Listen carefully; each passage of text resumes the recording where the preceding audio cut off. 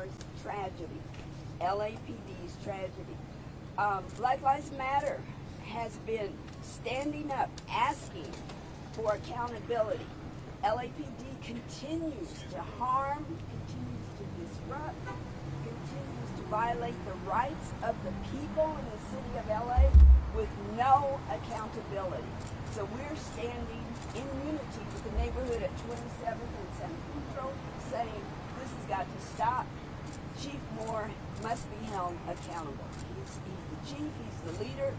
Then if he can't identify anybody else that's responsible, then he's the one that should be held responsible. We know that yesterday he said it was just a very serious miscalculation. What does that mean? Miscalculation that ended up with 17 people going to the hospital, including his own officers. It damaged 22 homes, 13 businesses, 37 automobiles were destroyed, which means this is a working class neighborhood. How are people going to get to work? Where are people going to live? It is not a miscalculation. It cannot just be explained away. There's no reason, there's no excuse, there is no rationale. You do not detonate explosives in a neighborhood. And we believe, as so many believe, if this had been another neighborhood, not a working class black and brown neighborhood in South LA, they would not have detonated those explosives. So there is no reason for it. And we stand up, we are against it. We say over and over again, Chief Moore must go. This is just another in the series of mistakes, harm, situations that LAPD does and then cannot explain. Does and then has no rationale. Does and then no one, absolutely no one is held accountable. And this one is very serious. People have to reconstruct their lives. The city is notoriously slow in resolving liability issues. The city has never been expedient in resolving even their own accidents, even their own claims, even their own settlements when they murder people. We know this is going to take a long time. People have to be made whole. This must be expedited. So again, this is an example of negligence, harm, and disrespect. So today you're going to hear more from other people, hear from some people who've been directly involved with that neighborhood. So I'm going to pass it over to Adriana Cabrera from South Central Mutual Aid.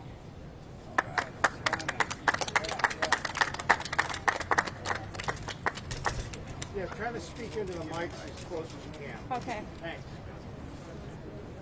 Hi everyone. My name is Adriana Cabrera and I am founder of South Central Mutual Aid. The heart of South Central is hurting. On June 30th, the Los Angeles Police Department planned and orchestrated an explosion in the middle of our community. A community that raised us, fed us, and has maintained its African and indigenous identities despite targeted efforts to eliminate them. Let's make this clear. My community of South Central Los Angeles was bombed. LAPD claims it was an accident, but we know that it was not an accident. Military bombed equipment is no accident. Just yesterday, Chief Moore stated that the LAPD bomb squad miscalculated 17 pounds of explosive in their detonation procedures. We're talking about a department that has billions of dollars. It's funded by taxpayer money, committing a criminal act in one of the largest black and brown communities, who is also the poorest district in our city of Los Angeles. This is a criminal act and it should be treated as such. Since the incident, we have seen very poor leadership from our elected officials. So we took matters into our own hands, and our South Central Mutual Aid is a collective that's composed of local residents who has been on the ground organizing during the pandemic, but also during this incident. Families are demanding immediate support. Reparations of the city will take a while to process their claims. According to the LAPD, the explosion destroyed more than a dozen small businesses, over 3 dozen residential properties, and 37 vehicles. Those numbers are not accurate, as they only account for the block on 27th Street in San Pedro. They do not account for the surrounding blocks. The surrounding blocks where my neighbors are also facing health challenges and property damages due to the explosion. All people responsible for this criminal act should be held responsible for the damage they caused in the lives of hundreds of children's parents and elderly people. I remember when I first canvassed the area, I spoke to families with children, and I particularly remember one of the mothers telling me how, and describing how the incident took place when they heard the bombing. She was with her child, and her child has autism. Her child, just threw herself to the ground, and he was crying after because he thought that his ear was going to bleed. It was going to bleed out. Families with children ask for healing circles before the 4th of July, because if you live in South Central or have been in South Central on 4th of July, it's like a war zone there during the 4th of July. So we organized ourselves, partnered with other organizations in creating a space for healing. My community was already suffering through a pandemic, as many people were facing hunger and housing insecurity. A lot of families were already struggling to survive. This incident only worsened their conditions. Impacted families are currently facing severe PTSD, potential homelessness, and were left without transportation. How are they supposed to go to work? Where are they supposed to go to live? We will not stop until we have justice for the impacted families and the people responsible for this criminal act. This is about the survival of Black and brown people who have been historically criminalized by the LAPD. This is about the survival of immigrant people who are afraid to stand here to demand justice for themselves and their children because they fear retaliation from LAPD. That's part of the reason why they're not here, because they're afraid. I personally dropped my campaign for city council and turned my campaign into an operation for services to support the impacted families. It is our duty as organizing collectives to demand justice and pressure people in power to provide the support the families need to survive. This time is not about a campaign or an organization. It is about centering and supporting the children, elders, and all the people traumatized by this massive explosive. The LAPD and our elected officials tried to hide the bombing under the rug. And so we held a press conference on July 2nd. Prior to that press conference, there was no services provided to the surrounding communities. Once we held the press conference 2 days later, they set up an entire operation to support the families. Also, many people do not know how to file a claim or how to document damages. So a lot of the services that they're providing are not being utilized because they're afraid. They don't trust the same people that hurt them. We need to unite to bring justice to these families. We cannot rely on the same people who hurt them to support them. I'm going to leave you all here with this. There's a Mexican proverb that says, they tried to bury us, but they didn't know that we were seeds. Thank you. Yes. Could you give us some Spanish something? I'll do like a quick minute. Yeah? Okay. At the end or right now? So, do I do it in Spanish or do I listen? Okay. So we're going to do a Spanish one after the other speakers because we have it scheduled.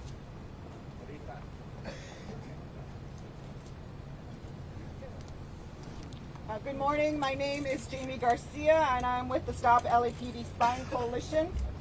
The detonation of explosions that occurred on June 30th is and was just another example of LAPD's mode of operation.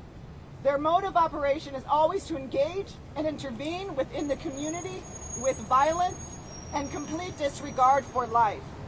It cannot be seen as nothing else but an intent to cause harm. This is not public safety. Now we know that it's not just 17 community members, not just 13 businesses, not just 22 residential homes, and not just 37 vehicles. And one thing that we need to think about when we think about this harm is already the real estate speculation that is happening. How many of those homes actually will cost more to repair, and those people will face eviction and not even have homes anymore? So the manner in which Chief Moore and LAPD cover for harm and attempt to be excused for such harm is by making pathetic apologies and an immediate commitment to reform. And that is the key that we need to always understand, is they always come back saying that they will reform their policies and their procedures and their protocols. So more came out yesterday, claimed LAPD is already updating its operational protocols, its documentation, its oversight of detonation protocols, making sure more people will double check actual calculations, more supervision for signing off. All too little and all too late. That day, LAPD and the LA Fire Department and an ATF agent were present. Roughly 73% of the city's unrestricted budget. LAPD received 53%, LA Fire receiving 18%, yet there was no public safety at all. An absolute carelessness and mostly harm.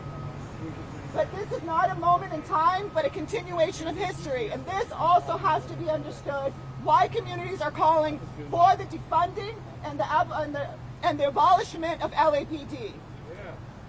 From that location,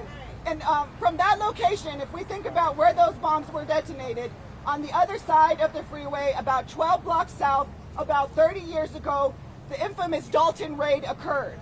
The out-of-control LAPD under Dale Gates wanted to send a clear message to the people in South Central in regards to drugs and bashed in a home with a battering ram. And so here we have again threats of criminal harm, use of technology that only damages and harms the communities they claim to be protecting and serving. This is not a moment in time, but a continuation of history. Following that incident of the infamous Dalton raid, of course, we had the Rodney King beating and then the McCone Commission. And again, we had the same claims of reform, making sure that more commanding officers would be on site when LAPD was present, better protocols. But here we stand again, 30 years later, with the same harm that is happening to our communities in the name of public safety. We are demanding reparations for the community that are going to be articulated on the community's terms. And we are demanding that LAPD be stopped. We are demanding that we finally get full transparency on the type of monies that are going into LAPD, and these monies stop and they start going back in to invest in our communities for true public safety. Thank you.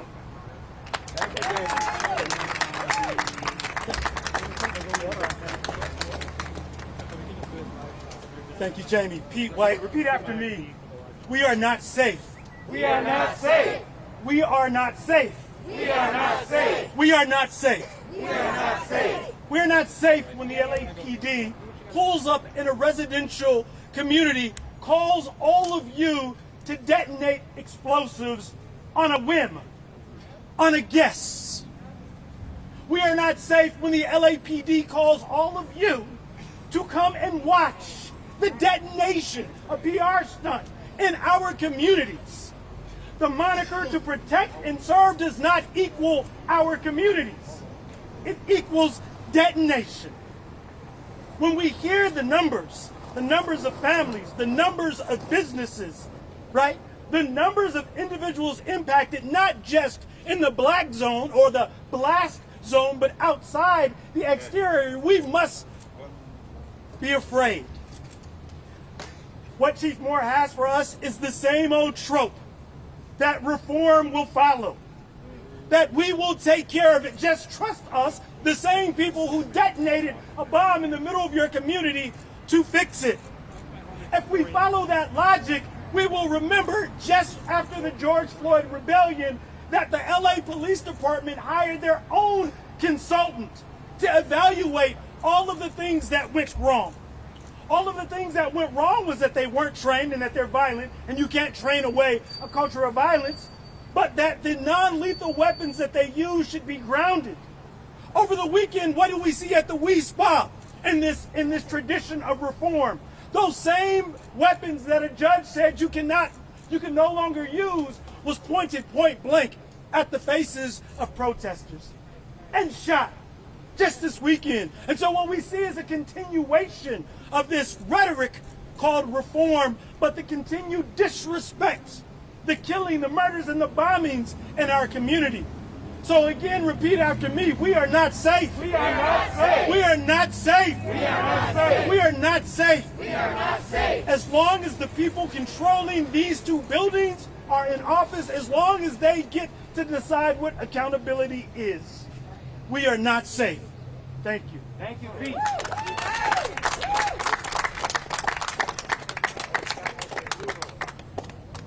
My name is Akili, A-K-I-L-I. I'm with Black Lives Matter LA. And in a few minutes, the police commission will be meeting. And we are asking people to call in to the police commission and express two things and demand two things. First, that Police Chief Moore be fired. And there is the tiny URL that you can go to sign the petition that he be fired. The second that we are demanding is that the families be made whole immediately. Don't take years, don't take months, don't take days. The families need to be made whole immediately. So BLMLA is calling for the firing of Chief Moore, as Sister Paula opened up with. And then secondly, the families have to be made whole immediately. We don't need discussions, negotiations. We need the families made whole. And so we're asking people at 9:30 to call this number to the police commission and support our demands. 877-853-5257. 877-853-5257. Once you get there, dial 289-225-944. Unfortunately, because this police commission is afraid of public testimony and afraid of public comment, they only offer 45 minutes for public comment. That needs to be ended. The people need to have unlimited time to comment. The people need unlimited time to express themselves, not 45 minutes. But we are asking you to call at 9:30 and support our demands to fire Chief Moore and to make the families whole immediately. Thank you.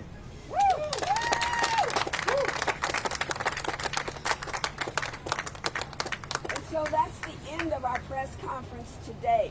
Again, as Pete White said, we understand that what happened on June 30th and 27th in San Pedro began as a PR stunt. It began as LAPD wanted to show the city what they were going to do if they found illegal fireworks. We know what it was. It was an experiment, and it was to show off, and it failed miserably. So we'll take questions or interviews off camera, and I would like our group to just close out. If I can have some Black Lives Matter people step forward and lead us in Asada so that we can close. Come on, Jason. Hurry up, hurry up.